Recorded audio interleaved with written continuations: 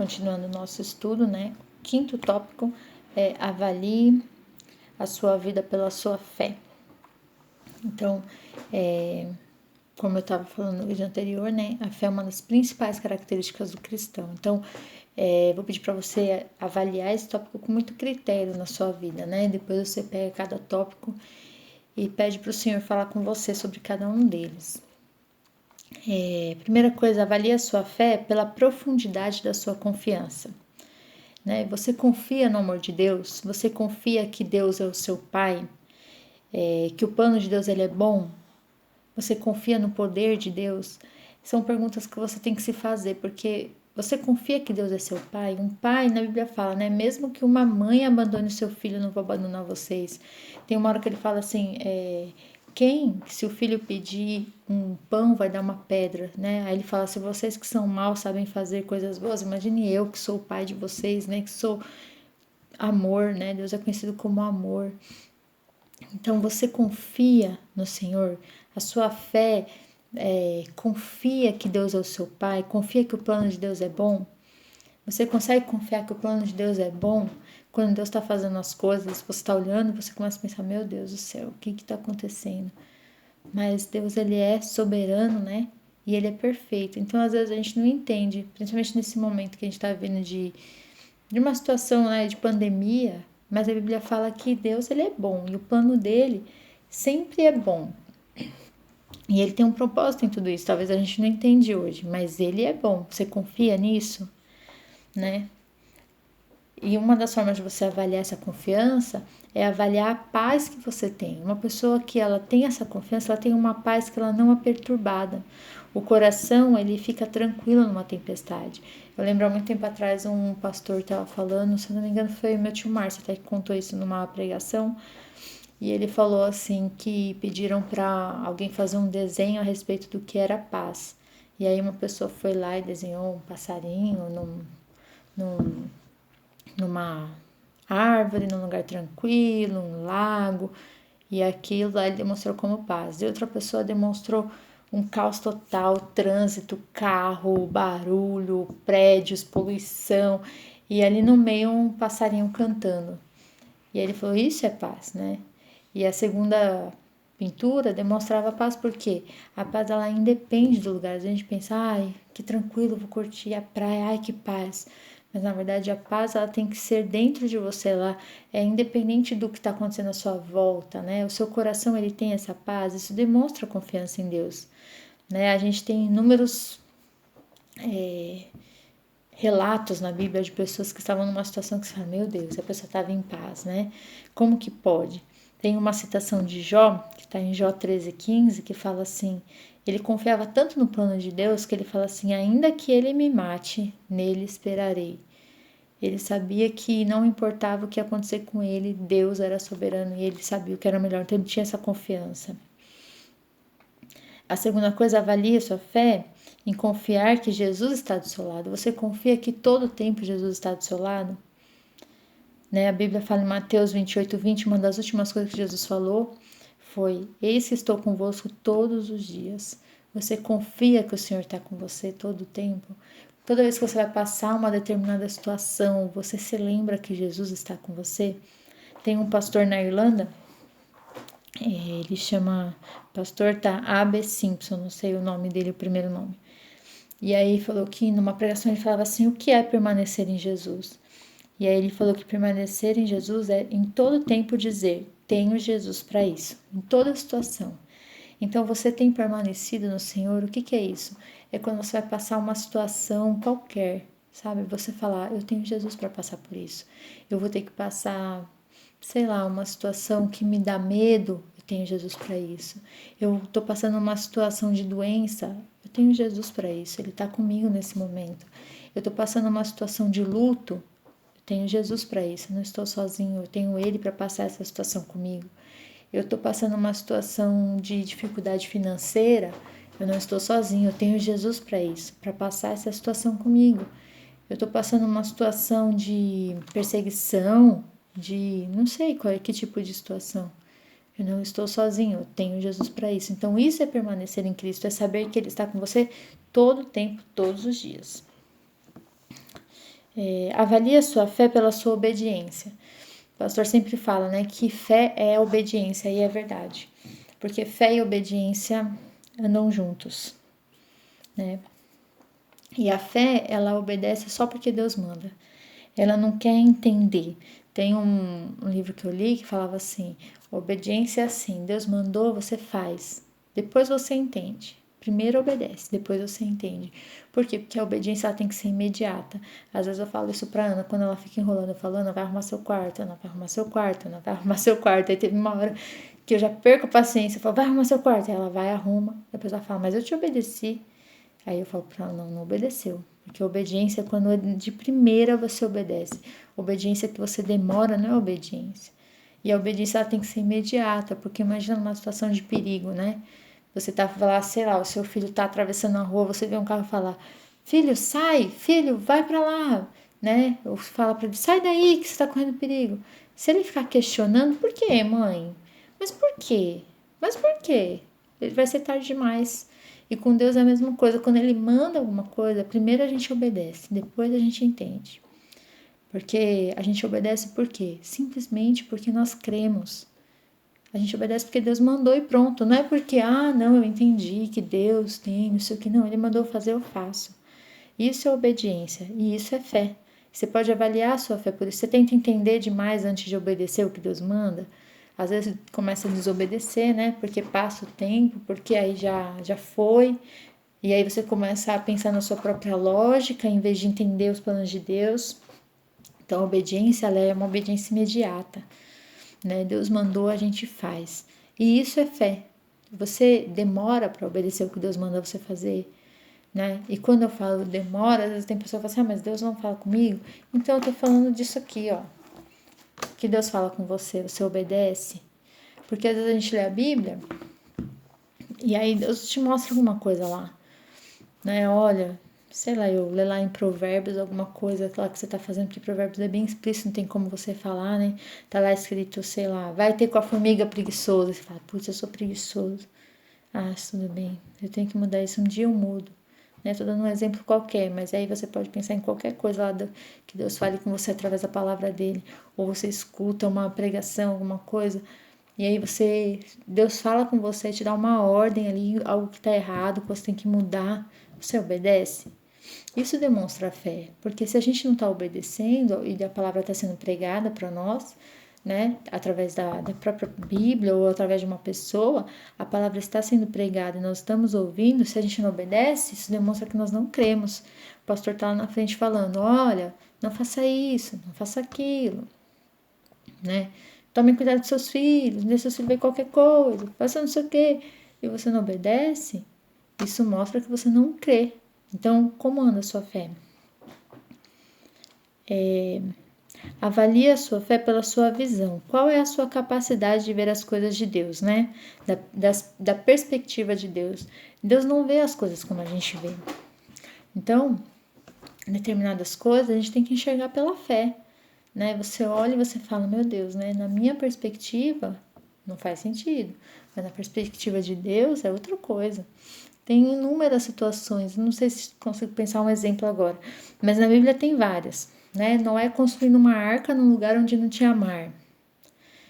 E ele ficou lá anos e anos construindo uma arca e nunca tinha chovido, né? Isso é enxergar na perspectiva de Deus. Ele estava vendo pela fé. Não fazia sentido nenhum, né? Construir um barco. Por isso riram dele, mas ele estava fazendo aquilo pela fé. Elias, quando tá lá com o servo dele, e aí ele fala, meu Deus, esse exército, ele fala assim, Deus, abre o olho desse menino, para ele enxergar na perspectiva do Senhor, né? E ele viu aquele exército que estava com Elias, aquele exército de anjos.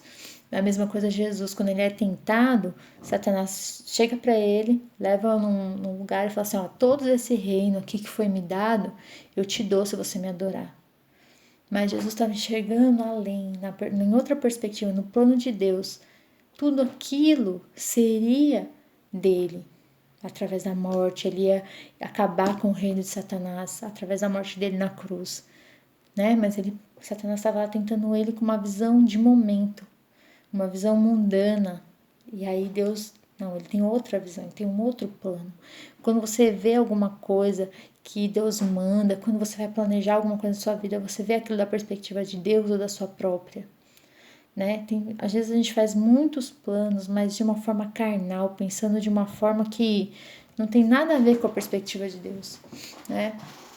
Às vezes a gente só pensa na parte material e dinheiro e como ter posição, no mercado de trabalho, essas coisas, mas o que Deus quer para nós é que a gente olhe com a visão do reino. E no reino, quanto você tem trabalhado para crescer no reino? É isso que importa, né? E a Bíblia fala que se Deus é por nós, quem será contra nós? Mas isso se nós estivermos nessa visão, seguindo a visão de Deus, né? Quando você vê as coisas, quando você vai tomar uma decisão, você busca ver qual é a visão de Deus sobre aquele assunto, né? Busca ver aquilo que Deus enxerga a respeito daquele assunto. Você olha com uma visão carnal, né? Eu lembro quando eu fui pedir demissão no meu emprego. Na verdade, quando eu entrei no meu emprego, a gente foi almoçar na casa de um parente. A primeira coisa que me falaram foi: não faça a burrice de pedir demissão do seu emprego, hein? Foi a primeira coisa que me falaram quando descobriram que eu tinha passado no concurso.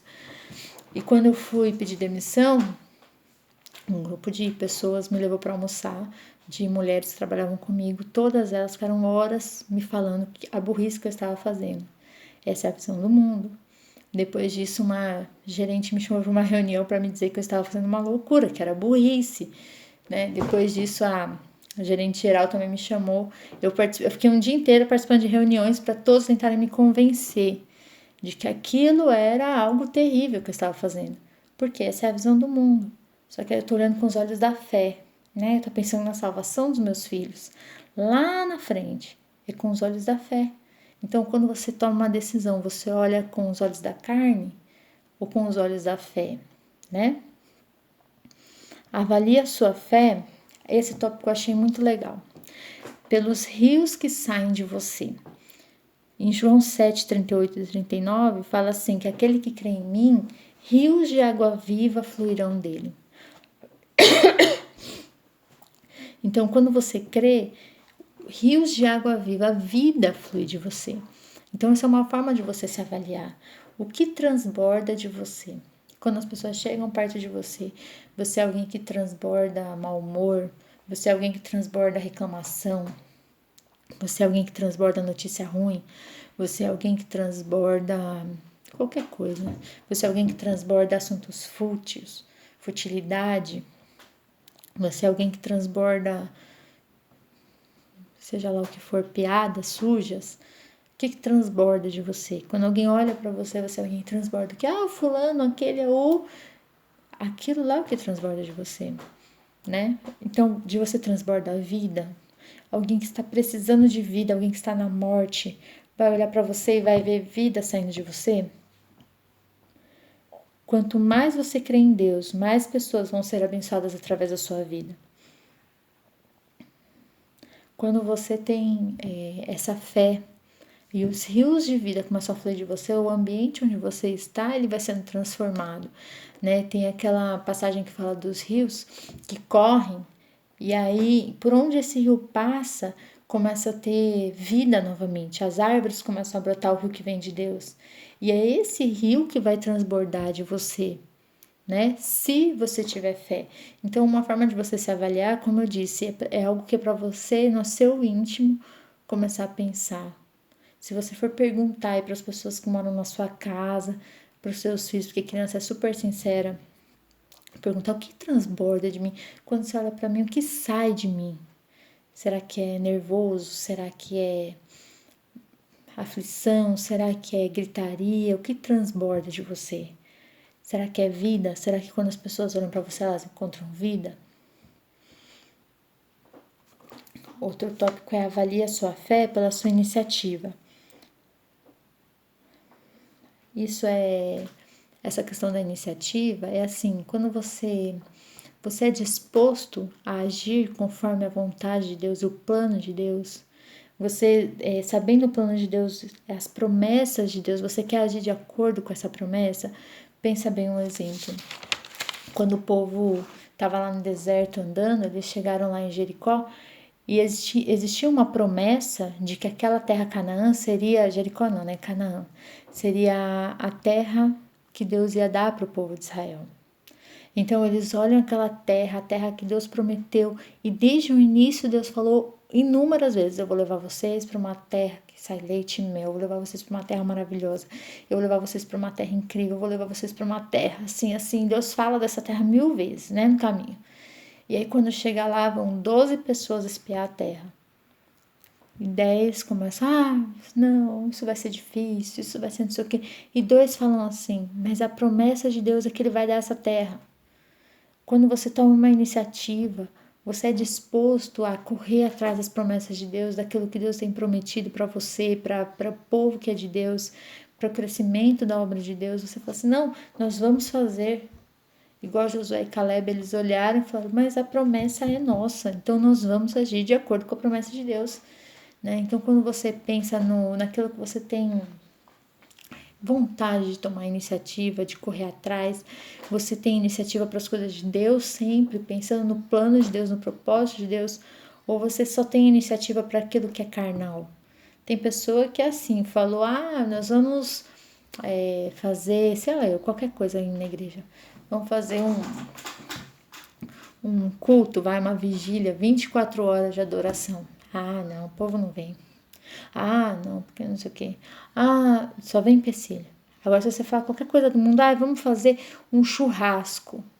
Isso dá certo. Vamos. A iniciativa da pessoa é toda para as coisas do mundo, mas para as coisas de Deus não.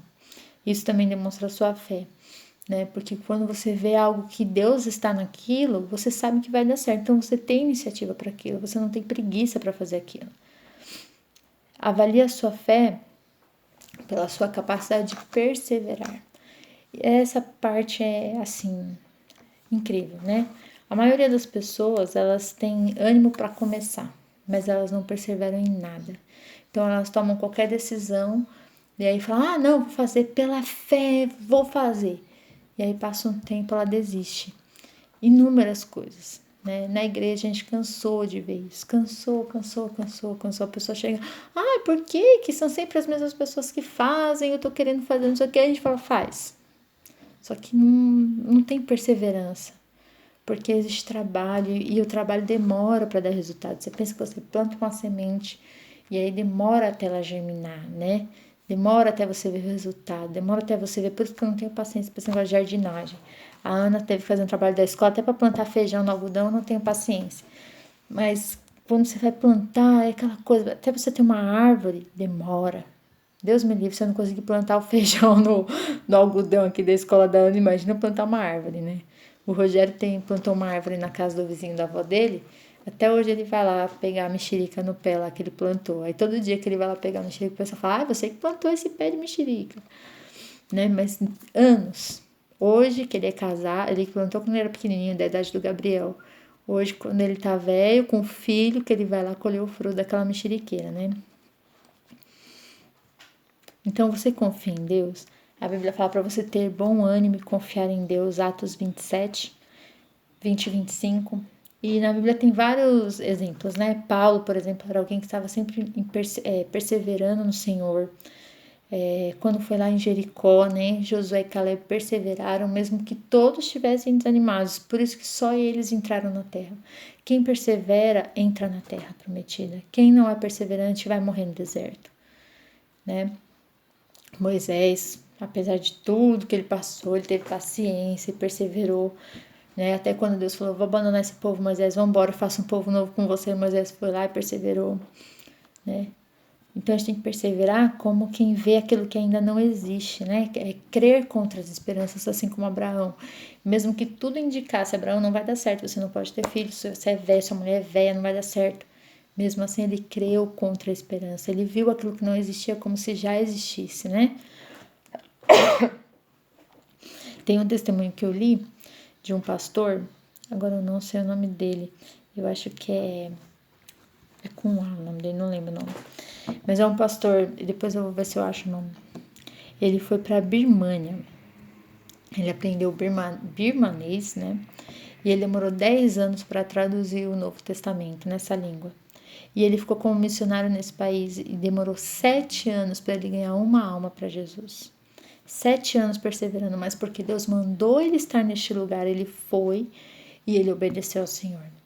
12 anos depois que ele estava nesse lugar pregando o evangelho, ele só tinha 18 pessoas que ele tinha conseguido salvar. Imagina, 12 anos para você salvar 18 pessoas. Você ia ficar desanimado. Imagina você dedicar sua vida, largar sua família e ir como missionário para esse lugar. Primeiro você teve que estudar a língua, porque você imagina, ele fez tudo isso, ele estudou a língua do povo, a cultura do povo, largou a vida dele, foi para esse lugar para chegar lá e 12 anos depois ele ter salvo 18 pessoas. Mas ele confiou no Senhor, ele tinha certeza que Deus tinha mandado para aquele lugar, né? A gente já começa a duvidar, será, não sei o quê, mas esse homem não, ele confiou no Senhor. E hoje, passado muitos anos, essa igreja que ele começou nesse lugar tem mais de 2 milhões de pessoas salvas. A igreja nesse lugar. Quando ele morreu e a esposa dele morreu também, eles já tinham deixado vários crentes lá, mais de centenas de pessoas, mas demoraram muitos anos. Eu acho que é o nome dele, eu vou procurar o nome dele. Mas quando ele morreu, eu já tinha visto o resultado desse trabalho, de centenas de pessoas salvas. E até hoje tem essa igreja, mais de 2 milhões de pessoas já foram salvas. Mas quanto tempo demorou? E se ele não tivesse perseverado, mas ele perseverou no Senhor, quanto você persevera antes de desistir algo que Deus manda você fazer? Ou quando você tenta evangelizar alguém, ou quando você quer, até na oração, a gente não persevera nem em orar, a gente fala assim, vou orar, sei lá, eu pelo meu marido, ou pelo meu filho que está desviado. Então a gente ora um tempo e a gente não persevera em nada que a gente começa. Qual é o trabalho que você tem para orar? Mas a nossa fé é tão pequena que a gente ora 2, 3 dias e esquece de orar. A gente fala, já orei 2 dias já, vai parando. Esse cara orou por essa nação quanto tempo? Essa nação que não tinha o Senhor Jesus, né? Até ele ver o resultado. Então a fé, ela também pode ser avaliada pela sua perseverança. Porque você não persevera naquilo que você não acredita.